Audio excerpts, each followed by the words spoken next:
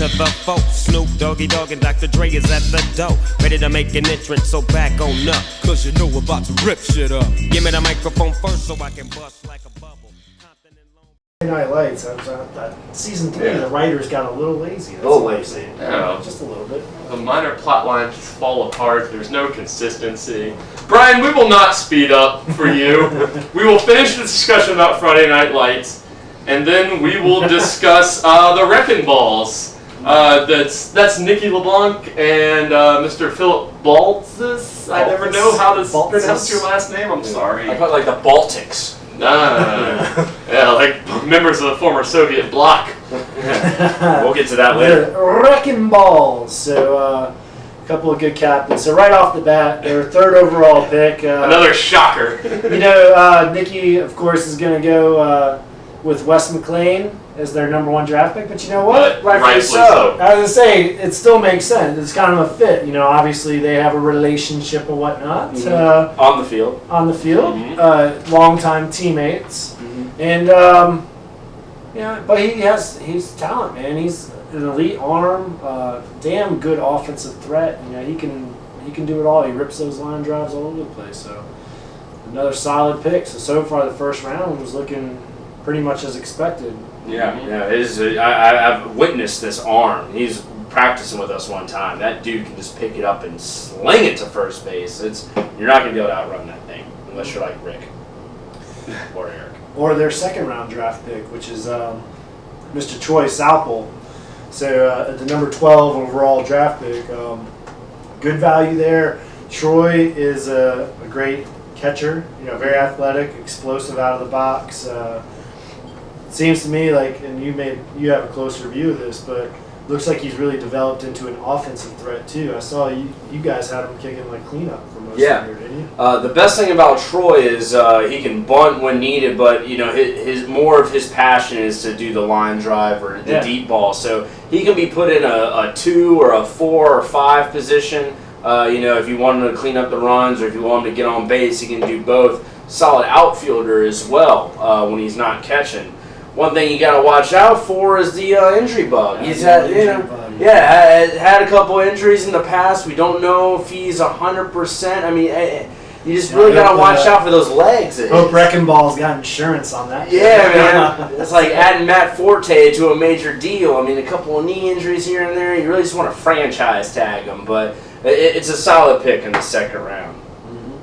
Yep, I saw him rip a line drive to score for y'all against 5 o'clockers in the tournament. I tell you, Troy, like you said, I played with him a couple years ago down in Norfolk in a winter league, and he didn't show that ability down there. So it's definitely something he's been working on. So good pick. And then the third round, I don't know if I want to say a sleeper pick. Someone you didn't hear a lot of chatter about, but I know someone we wanted. We're sorry to see him go here, but rightfully so. At number 17, they picked up Mike Ramey, the first baseman from Jaegernauts. Maybe Jaegernauts had a down year, so that's why he's a little under the radar. Great left foot, even better first baseman. Great pick for a first baseman. Man, that was one of those picks. It was a sleeper in a way. It was. But when Mike's name got called, the Cactus just went, oh! Yeah. Like, that was a good pick.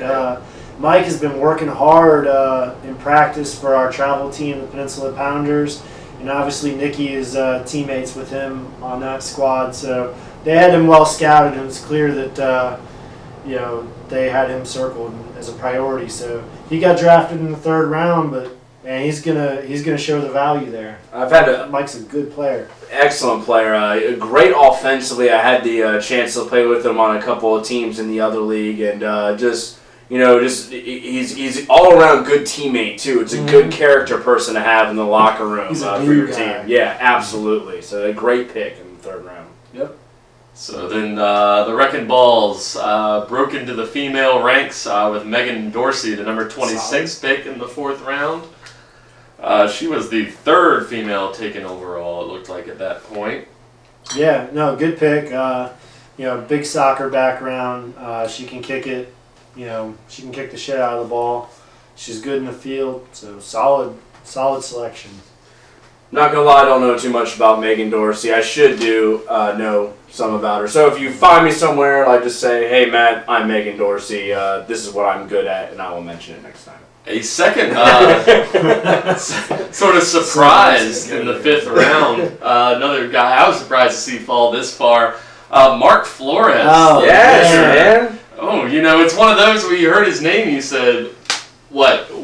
Wait, he was still available?" Yeah. How many times do we have to promote him in the podcast in the spring for you guys to take notice and draft him? Yeah, he's a quiet, low-key guy. He doesn't put a lot of attention on himself, but His pitches carry a lot of attention. no, he was the 5th pitcher taken in this draft, which is kind of crazy. Like when you look at it, because dude's talented, man. So that's a solid foundation. So they got their pitcher. They got a catcher with Troy. They got their Charger, Wes, and they got their infield straight. That is a strong 1-2-3 combination. catcher A with good very points. deadly combination. So from there, who else did they add to their team? Alyssa Stoner. I want to say for the record with Flores and Troy, and me and Troy have practiced this where he'll call for the one ball, like the one bounce. Like in Flores, I've mentioned this before, has that one bounce ball. Be on the lookout if Flores gets you behind the count and doesn't throw a streaky one out there and do a one bounce and you try to tend to kick on it. I see a lot of foul outs going on for that team. We know about your man crush on Flores. I know. I do like it. And I think another kind of a sleeper, they were picking up deals left and right because they got Ryan Schmidt in the 7th round. Damn. Very talented offensively, very solid outfielder.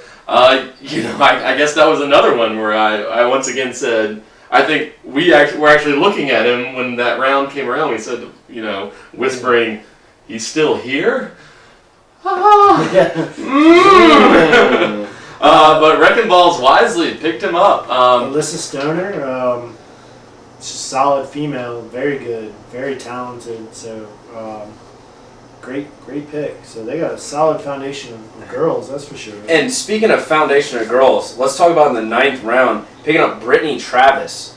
I mean, that's picking up a captain in itself in the 9th round. You want a person that knows the game, knows how to motivate the players, add her input into the team for Wrecking Ballz, and also a very serviceable player in her own right. Her and Phil are pretty close. That's a good match for I the think team that, too. So. I think that's an absolute steal for them in the 9th round.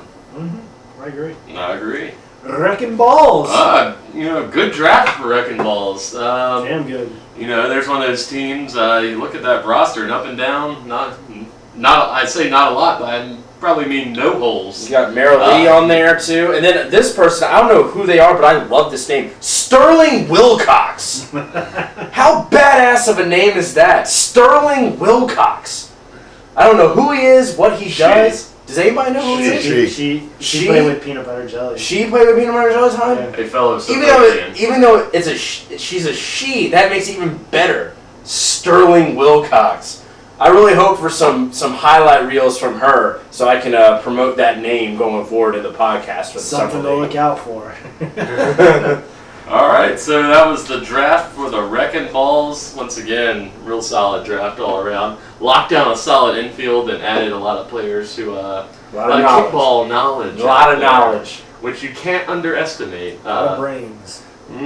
Just don't let those brains fucking collide on the side of the field. That could lead to some trouble. But they'll hold it down. I think they'll be alright. Yeah. All right, so that's it for the Wrecking Ballz. Nikki and Phil putting together a good team, which you expect from two seasoned kickball minds such as theirs. Indeed. We'll be back.